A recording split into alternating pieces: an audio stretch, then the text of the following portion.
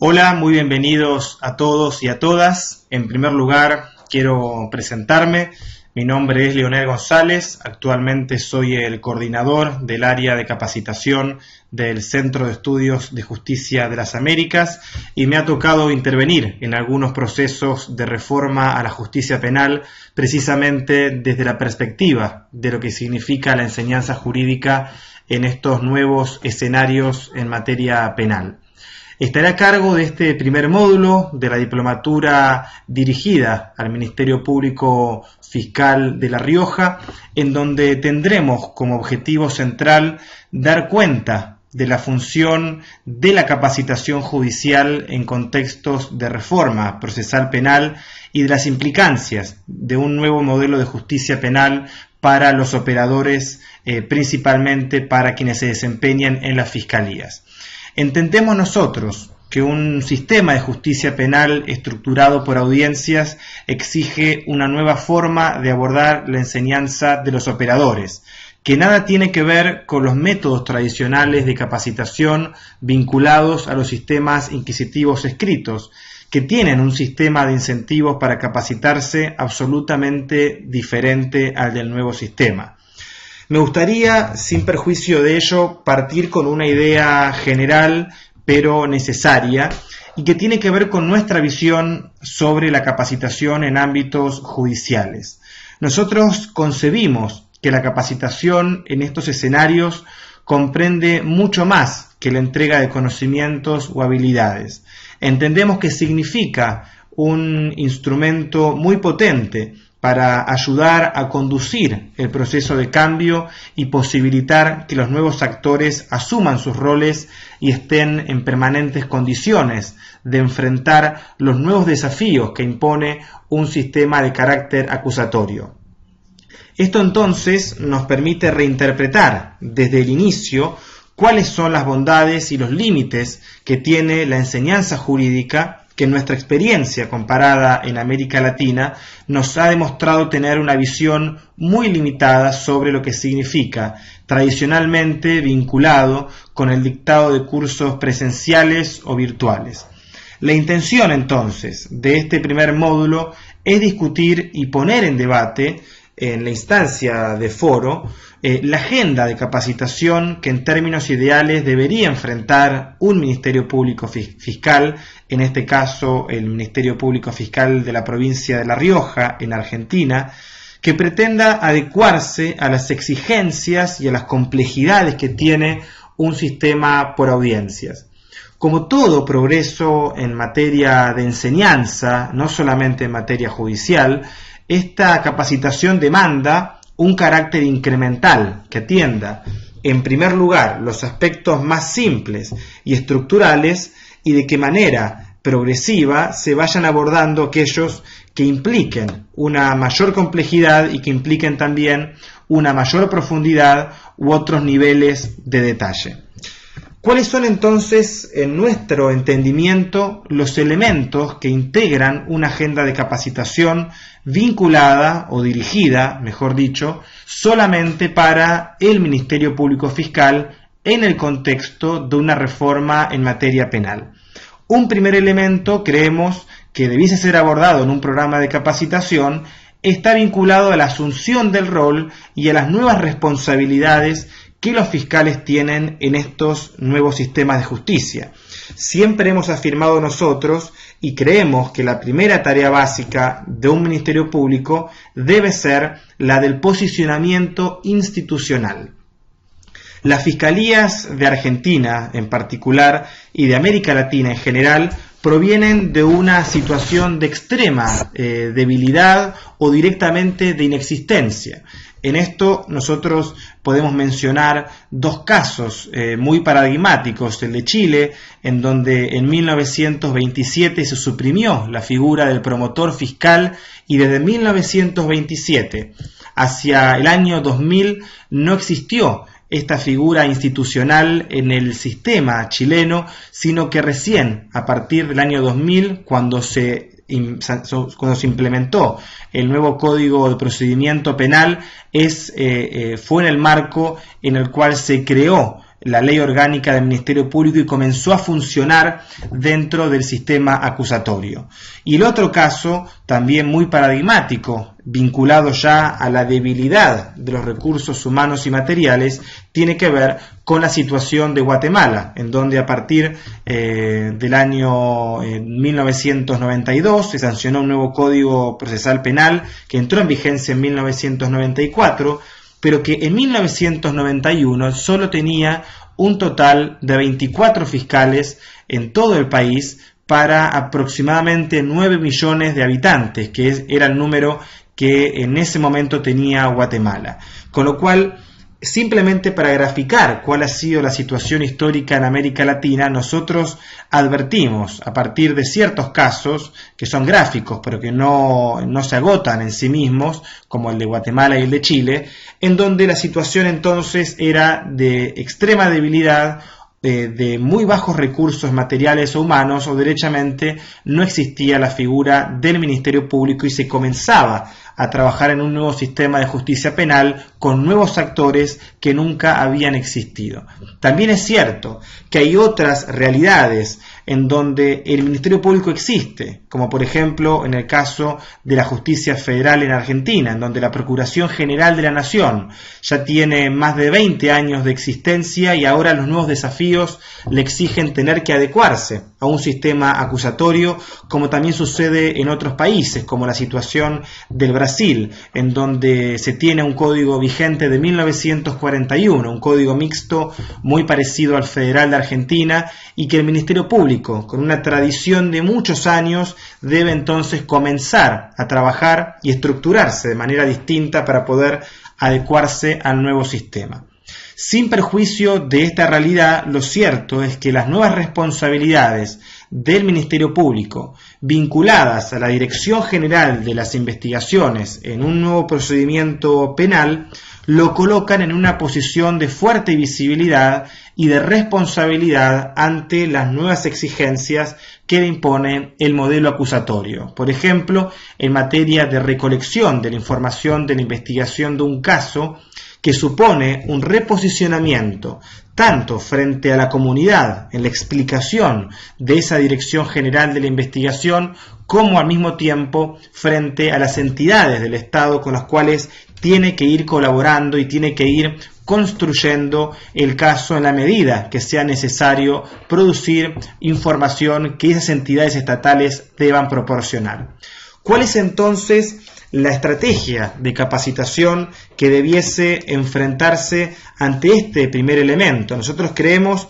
que se debe pensar una estrategia que permita al Ministerio Público construir una política de posicionamiento institucional, identificando los objetivos y reorientando sus recursos materiales y humanos hacia la consecución de esos objetivos. Es decir, que la capacitación, y en esto lo comenzamos a advertir con este primer elemento, no se agota simplemente en el dictado de un curso y solamente en una cuestión de índole procesal, sino que tiene que ver con la construcción de un nuevo discurso, con la construcción de una nueva realidad institucional que supone, en primer lugar, asumir el rol, asumir las responsabilidades, entender cuáles son entonces las exigencias de cara a la ciudadanía, de cara a los otros intervinientes del Estado, cuál es su función dentro del poder judicial, cuál es su función política, cuál es la facultad que tiene en el marco de las nuevas regulaciones procesales para poder en ciertos casos disponer salidas anticipadas, cuál va a ser la política general para disponer ese tipo de salidas. En fin, creemos que hay un primer paso que tiene que ver con una posición institucional y que la capacitación tiene mucho que ver entonces con coadyuvar al logro de esos objetivos políticos, que no solo la reforma se imponga, sino también el Ministerio Público como el actor protagónico del nuevo sistema de justicia penal. También creemos que hay un segundo elemento que tiene que ver con la comprensión de las herramientas de trabajo, algo que recién les adelantaba y que tiene que ver con tomar conocimiento de los nuevos procesos de trabajo implicados en la tarea del Ministerio Público. Aquí advertimos de forma incremental, como decíamos al inicio, que un primer paso tiene que ver con colocar al Ministerio Público en la escena institucional y de poder darle de algún modo el ritmo de trabajo al sistema, pero que un segundo paso, quizás más vinculado hacia adentro, una mirada mucho más interna de la institución, tiene que ver con entender cuáles son esos procesos que les va a exigir un nuevo sistema de justicia acusatorio y que requiere, en consecuencia, de cambios en su estructura y de cambios en los modelos de gestionar los recursos implicados en la institución. Nosotros advertimos que existen tres procesos principales en el trabajo del Ministerio Público: la selección de los casos y el uso de facultades discrecionales, la recopilación y manejo de información y el ejercicio de la acción penal pública. Es decir, un ejercicio que significa la gestión de la totalidad de los casos. En esto también es importante remarcarlo. El Ministerio Público, en el nuevo sistema acusatorio, es la institución, la única que gestiona el 100% de los casos. Y al gestionar el 100% de los casos, comprende una variación y una gran cantidad de recursos procesales para poder ir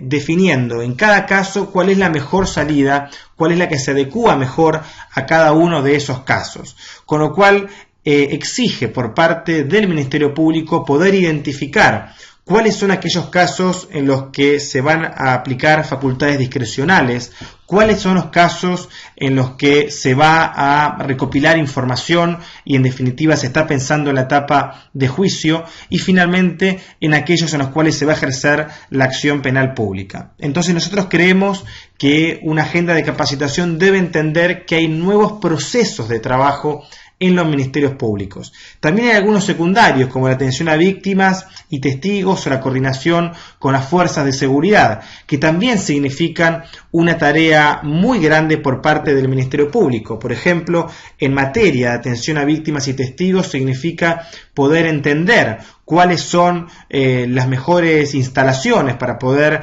atender a las víctimas, cuáles son las profesiones del equipo que se integre a estos efectos para poder recibir a la víctima en etapas tempranas y poder darle una respuesta adecuada. Y fundamentalmente pensar cuál es la vinculación con los órganos policiales en la tarea de investigación y en aquellos casos en los cuales los organismos policiales aún detenten una gran capacidad de selección de casos, cómo el Ministerio Público se va a posicionar frente a esa facultad que las policías detentan hace muchos años. En fin, todo esto exige necesariamente de nuevos modelos de gestión y de organización de las fiscalías que puedan atender los nuevos procesos. Existen diferentes modelos de trabajo. En esto no quiero ahondar porque podrán discutirlo en la etapa de foro y podremos compartirles algunos materiales, pero algunos de estos modelos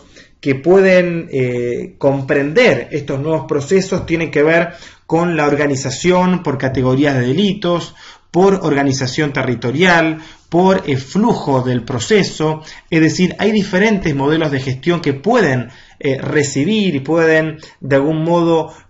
aterrizar estos procesos principales y secundarios de trabajo, pero que exigen entonces de una reingeniería institucional para poder adecuarse a las nuevas exigencias de un sistema adversarial. En materia de capacitación se vuelve muy necesario poder atender todas estas nuevas posibilidades que les son entregadas a los fiscales y cómo se puede hacer uso de cada uno. Por ejemplo, estableciendo criterios de selección de casos, estableciendo técnicas de recopilación de información, estableciendo políticas de atención a víctimas, y nosotros creemos que la capacitación tiene mucho que hacer y mucho que ver con estos nuevos procesos, con estas nuevas posibilidades y con estas nuevas definiciones que un Ministerio Público debe tomar. Una definición, por ejemplo, de qué tipo de metodología de trabajo se va a implementar en la investigación de delitos complejos.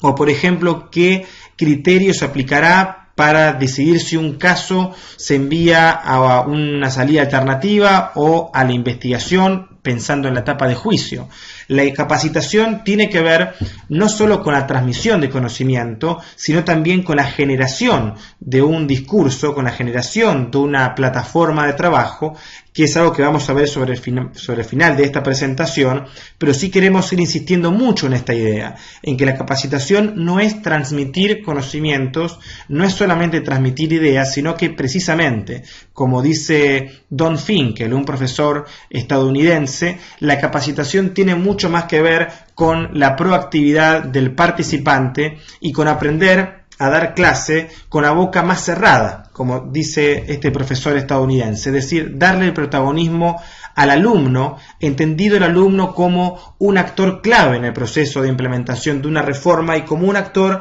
que tiene mucho más que decir y de construir criterios, de construir discursos, de construir nuevas metodologías de trabajo que en definitiva están vinculadas a su realidad laboral y son quienes van a implementar esos nuevos criterios en cada uno de sus realidades laborales. En fin, hay un tercer también elemento de esta agenda que tiene que ver con comprender al litigio en clave política y entenderlo también como un eje ordenador de la carga del trabajo al interior de la Fiscalía. En esto se vincula básicamente con la denominada teoría del caso, es decir, con la mirada estratégica que tenga la Fiscalía de cada caso, diferenciando el tipo de salida que quiere otorgarle a cada uno. En nuestra experiencia latinoamericana, en CEJA, advertimos que este es un claro déficit de los ministerios públicos que aún adolecen de una visión inteligente del proceso penal y que siguen envueltos en los laberintos de la gestión del caso a caso, sin tener una perspectiva global de la conflictividad. En esto vemos que existe aún una visión muy superficial del fenómeno de la criminalidad, que podríamos vincularlas con tres factores, también muy vinculado con lo que Alberto Binder explica sobre la visión superficial o la visión ingenua, en sus palabras, de la criminalidad. Un primer punto tiene que ver con la errónea comprensión de las causas de la criminalidad, básicamente pensadas como problemas vinculados a la marginalidad o a la pobreza, y sin comprender que hoy en día hay exigencias o hay mercados delictivos que nada tienen que ver con la pobreza o la marginalidad, sino que tienen que ver precisamente con mercados económicos, con mercados de bienes y servicios, de compra y venta de servicios que tienen un nivel económico muy elevado y que trafica en muchos casos, o mejor dicho, están implicados altos números de dinero que no tienen nada que ver con la pobreza o con la marginalidad. En segundo lugar, hay mercados delictivos absolutamente invisibles en la planificación de la persecución penal. Nosotros vemos que existen 10 a 15 mercados que son reguladores de la criminalidad, que son están muy presentes, no solamente en cada uno de los países, sino en una visión transversal en América Latina, como por ejemplo el robo de celulares, o el robo de autopartes de vehículos, o el robo de vehículos derechamente, que pueden desaparecer y ser robados en un país y aparecer en un país absolutamente alejado, ya sea en su venta completa, como un auto, aquellos de alta gama fundamentalmente, o autopartes que son revendidas en diferentes países. Es decir, hay una extensión territorial del fenómeno criminal que es mucho más compleja y que está muy invisible hoy en día en la planificación de los ministerios públicos. Y en tercer lugar, vemos que hay una subutilización de ciertos instrumentos normativos que los nuevos códigos ofrecen a los fiscales, como el principio de oportunidad, como la regulación de procesos complejos o este nuevo instituto que ha sido creado o ha sido incorporado en el Código Federal de Argentina de diciembre del 2014, que es el de investigación genérica, es decir, nuevos instrumentos que le permiten al Ministerio Público tener una visión mucho más allá del caso a caso y poder gestionar la conflictividad de una manera mucho más estratégica, pensando en cuáles son los mercados reguladores de la criminalidad, cuáles son las estructuras que se encuentran detrás de ciertos conflictos o delitos que tienen mayor reiteración. En fin, nosotros vemos que un programa de capacitación debe atender este tercer elemento, comprendiendo que se trata de un eje ordenador del trabajo del Ministerio Público. Es decir, una de las críticas más tradicionales vinculadas al exceso de trabajo tiene que ver justamente con no comprender que hay una necesidad de racionalizar las salidas que aplique el Ministerio Público y de entender que aquellos casos más simples o aquellos que no tienen altos índices de contradicción pueden ser resueltos de una forma mucho más rápida y de forma más temprana, y aquellos que exigen una investigación que demanda mayor complejidad o más tiempo requiere de un proceso que en muchos casos los códigos lo regulan expresamente, que tenga un método de trabajo absolutamente distinto, pero que sí se concentren allí los mayores recursos de la institución. Nosotros creemos entonces que la enseñanza jurídica, un programa de capacitación judicial para fiscales, debe entender al litigio en clave política, no solamente el litigio entendido como una técnica de litigación o como un curso de destrezas de litigación, sino entender cómo el litigio nos permite planificar estratégicamente la persecución penal. Y esto está muy vinculado con el cuarto y último elemento de la agenda de capacitación, que es precisamente la entrega de herramientas y conocimientos para la litigación en las audiencias del nuevo procedimiento penal. Esto, que es algo muy tradicional, nosotros vemos que es de las actividades formativas más regulares en los espacios de capacitación judicial en América Latina, está dada precisamente por los muy reconocidos y famosos cursos de litigación en juicio oral y en menor medida litigación en audiencias previas al juicio, que comprenden la mejor estrategia para graficar el modo de trabajo del nuevo sistema acusatorio y que a su vez constituye la mejor metodología para poner en práctica las exigencias que tendrán los nuevos operadores y en particular los fiscales. Pero sin perjuicio de esto, también vemos que es necesario ordenar estas actividades formativas y darles un carácter progresivo según la realidad del funcionamiento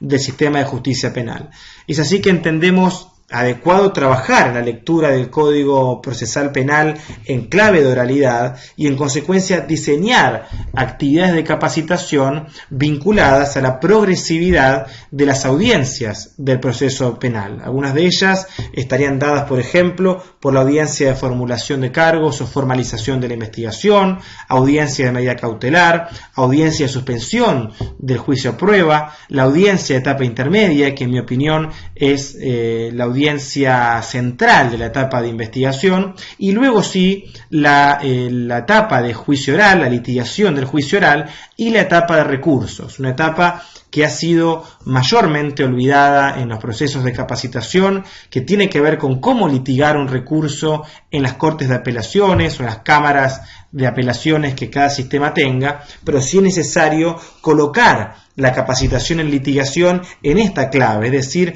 en diversificar cómo vamos a trabajar las diferentes etapas del procedimiento y cómo entendemos que el juicio oral es, en términos cuantitativos, y no me refiero a términos políticos porque hay una gran diferencia, pero en términos cuantitativos, la etapa que menos casos va a recibir, y yo creo que es la etapa en la cual más tiempo se está dedicando en las estrategias de capacitación judicial en América Latina, y tenemos que advertir la necesidad de trabajar en la audiencia de formulación de cargos, en el relato de los hechos. Nosotros vemos hoy en día que se sabe litigar muy bien la audiencia de juicio oral, pero aún tenemos graves problemas en la descripción de los hechos, en cómo se formula la investigación, en cómo se formalizan los cargos en definitiva, y cómo la defensa puede planificar su defensa técnica en base a ese relato de los hechos que el Ministerio Público realice. Con lo cual creemos que, y en esto somos muy críticos hoy en día de la situación latinoamericana,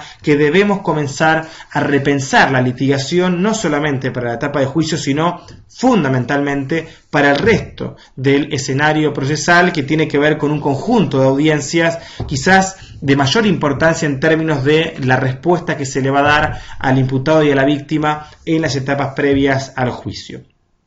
Esta visión crítica entonces tiene que ver también con la necesidad de diversificar las estrategias que se tengan de capacitación. Algunas de ellas exigirán metodologías presenciales, porque realmente la litigación exige destrezas prácticas, pero también debemos pensar cuáles son las actividades de capacitación que merecen ser entregadas, ya sea de forma virtual o también con otras nuevas formas de enseñanza que nosotros creemos que pueden ser aplicadas, como el trabajo en la oficina, algo que hemos visto en la provincia de Neuquén y que ha sido muy exitoso, en donde se ha pensado una capacitación no solo en clave de transmisión de conocimientos, sino también de espacios de trabajo, en donde personal de la Escuela de Capacitación Judicial se presenta y se coloca en la oficina de trabajo del Ministerio Público, haciendo talleres en pequeños grupos de 5 o 6 personas, pero reconduciendo ciertas tareas de la Fiscalía, pero dentro de la propia Fiscalía y con un asistente, con un facilitador de la Escuela de Capacitación Judicial que puede reorientar esas discusiones y que no funge como docente, sino que funge precisamente como un facilitador de ese espacio de trabajo y que ayuda, colabora a la reconducción de ese proceso de trabajo. Nosotros creemos que la capacitación tiene mucho más que ver con esto último que con una clase en donde simplemente se entreguen herramientas o conocimientos. Para ir cerrando esta presentación y para poder darle el espacio real a este módulo que es en el foro, quisiera compartirles algunas perspectivas desde la pedagogía de la enseñanza. Allí ustedes están viendo un cuadro, una pirámide de William Glasser, que es un docente norteamericano que ha trabajado mucho desde la mirada de la pedagogía, desde la mirada de la metodología de la enseñanza, no solamente en materia judicial, sino de una forma mucho más amplia, en donde él trabaja cuál es el impacto que en materia de aprendizaje tienen las diferentes metodologías. Allí ustedes pueden ver que leer, escuchar, ver y mirar son aquellas que tienen los menores índices de impacto en el aprendizaje, mientras que hay otras como la discusión, como el hacer y como el enseñar, que están entre el 70 y el 95%. Allí ustedes podrán verlo con mayor detenimiento. Yo quiero concentrarme en cuáles son las lecciones que no solamente este estudio, sino que hay muchos otros que se han realizado tanto en Canadá como en Estados Unidos que dan cuenta de estos niveles, como por ejemplo la Escuela Judicial de Canadá, que ha trabajado también una tabla en donde grafica en base a la experiencia práctica, en base a un estudio, un relevamiento realizado hace aproximadamente 20 años, cómo el aprender haciendo, es decir, el aprendizaje a través de la puesta en práctica, es aquel que reúne los mayores índices de conocimientos y en definitiva de aprendizaje. Como recién les decía, una primera lección tiene que ver con que la transmisión de conocimiento es la estrategia que tiene menor impacto en este proceso de aprendizaje, mientras que el discutir, el hacer y enseñar son las estrategias más exitosas. Con lo cual uno podría decir que como conclusión se invierte la balanza, es decir, hay mayor responsabilidad en los operadores, es decir, en ustedes como actores protagonistas de este proceso de cambio, en las posibilidades de juntarse a discutir, de poder generar espacios de discusión y de producción, no solamente de criterios, sino también de metodologías de trabajo que tengan que ver justamente con la aplicación de estos propios criterios en sus realidades laborales. Nosotros creemos que de nada sirve que un capacitador externo venga a imponer criterios o venga a imponer metodologías de trabajo en una realidad en la cual él no está inserto, sino que el protagonismo debe estar colocado en los operadores que estén vinculados y que tengan responsabilidades en esa realidad laboral y que siempre exista, y esto sí es muy saludable, un facilitador o un docente que pueda conducir esa discusión, que pueda facilitar o que pueda en definitiva otorgar su perspectiva para la construcción de esos nuevos discursos o nuevas realidades laborales. En fin, para ir cerrando quisiera dejarles dos preguntas muy generales para el debate entre ustedes en el foro del CEJA Campus. Una primera pregunta tiene que ver con en qué medida creen que estas actividades de capacitación, estos 4 elementos de la agenda de capacitación requieren de apoyo externo y si consideran que algunas de estas tareas podrían ser asumidas por ustedes mismos y en tal caso, cuáles son esas tareas que podrían ser asumidas. Y en segundo lugar, ¿qué metodologías consideran además de la capacitación presencial o virtual? Que son aquellas que hemos visto con mayor reiteración en la capacitación latinoamericana y nosotros creemos, de hecho les adelantaba algunas de ellas, que existen otras posibles, pero quisiéramos generar en el espacio del foro una discusión en base a la realidad de la provincia de La Rioja y en base precisamente a la realidad del Ministerio Público de allí, en base a otras metodologías posibles. Y en caso que existan, que ustedes las encuentren, que puedan ponerle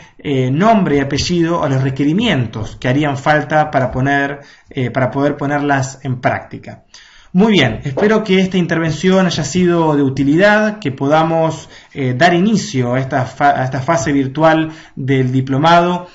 marcando quizás un paraguas sobre lo que significa para el CEJA la capacitación de ministerios públicos y que de aquí en adelante podamos ir aterrizando cada uno de estos elementos en otros módulos virtuales, tanto en este año como en el próximo, que estén vinculados estrictamente con ciertos temas